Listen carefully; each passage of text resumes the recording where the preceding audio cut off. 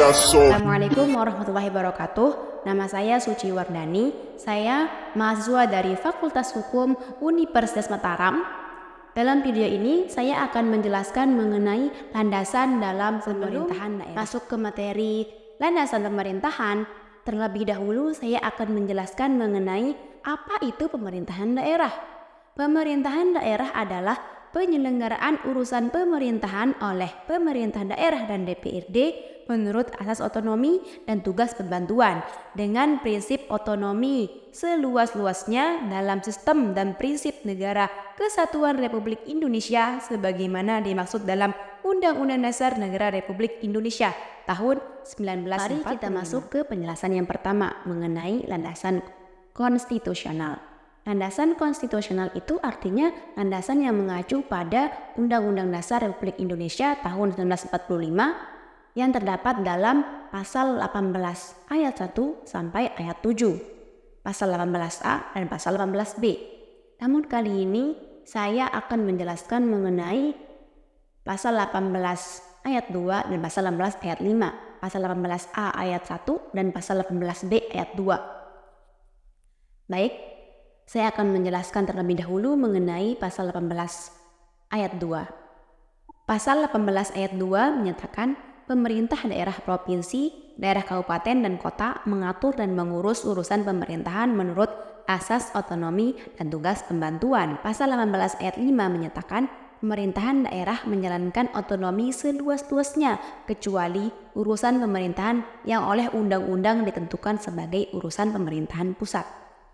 Dari kedua pasal ini, yaitu pasal 18 ayat 2 dan ayat 5, dapat kita ketahui bahwa di Indonesia telah menerapkan sistem otonomi yang dimana pemerintahan daerah bisa menjalankan dan mengurus daerahnya berdasarkan peraturan perundang-undangan. Selanjutnya, mengenai pasal 18A ayat 1, yaitu yang menyatakan hubungan wewenang antara pemerintah pusat dan pemerintah daerah provinsi, kabupaten dan kota atau antara provinsi dan kabupaten atau kota diatur dengan undang-undang dengan memperhatikan kekhususan dan keragaman daerah.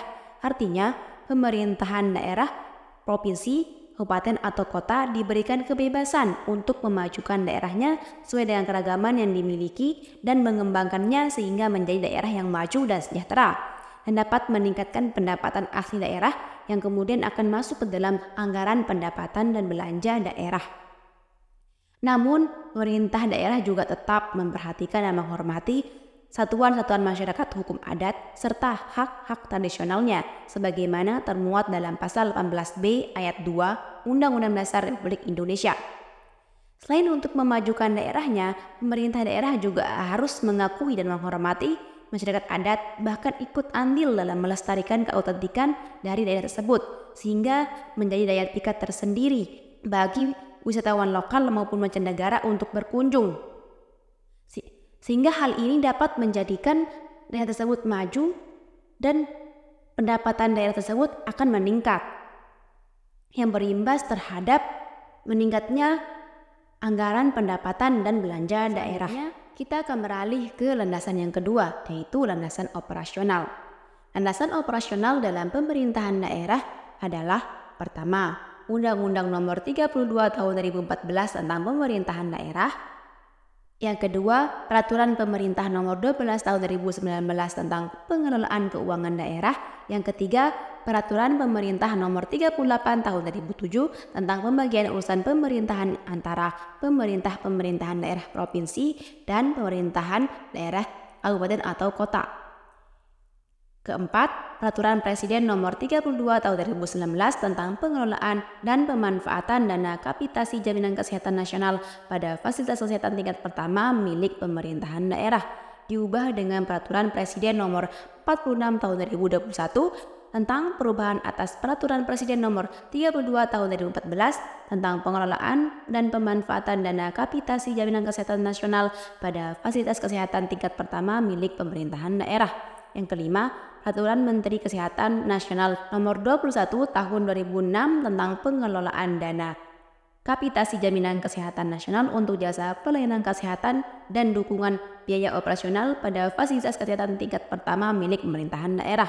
Yang keenam, Permendagri nomor 77 tahun 2020 tentang pedoman teknis pengelolaan keuangan daerah. Yang ketujuh, Peraturan Pemerintah nomor 38 tahun 2017 tentang inovasi apa sih daerah. yang dimaksud? Kita sudah sampai di pembahasan terakhir, yaitu mengenai landasan teoritis. Landasan teoritis sendiri artinya pembagian kekuasaan secara vertikal dan horizontal. Kekuasaan vertikal itu artinya kekuasaan yang dari pejabat tinggi hingga pejabat yang berada di bawahnya. Sedangkan kekuasaan horizontal itu artinya jabatan yang sejajar.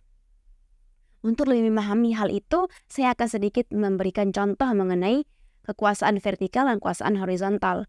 Kekuasaan vertikal itu contohnya, di suatu kabupaten, kita anggap di Kabupaten Lombok Barat, akan dibangun sebuah taman. Dalam hal pembangunan taman tersebut, ternyata bupati boleh atau bisa menyuruh untuk membangun taman tersebut kepada kepala daerah di sana, yaitu kepala desa yang bersangkutan di tempat akan dibangunnya taman tersebut. Sehingga dari tugas yang dimiliki oleh bupati diserahkan kepada kepala desa, itu yang artinya dari jabatan yang lebih tinggi diserahkan kepada jabatan yang lebih rendah, yaitu dari jabatan bupati diserahkan kepada jabatan kepala desa. Itu artinya kekuasaan vertikal, yang dimana kekuasaan yang lebih tinggi dari bupati, yang kekuasaan lebih rendah kepada kepala desa. Sedangkan kekuasaan horizontal itu contohnya, misalnya akan dibangun sebuah jalan yang menghubungkan antar kabupaten. Misalnya kita misalkan lagi di Lombok, akan dibangun sebuah jalan yang menyambung antara Kabupaten Lombok Barat dan Kabupaten Lombok Tengah. Maka dari itu, Bupati Lombok Barat akan bekerjasama dengan Bupati Lombok Tengah untuk membangun jalan tersebut.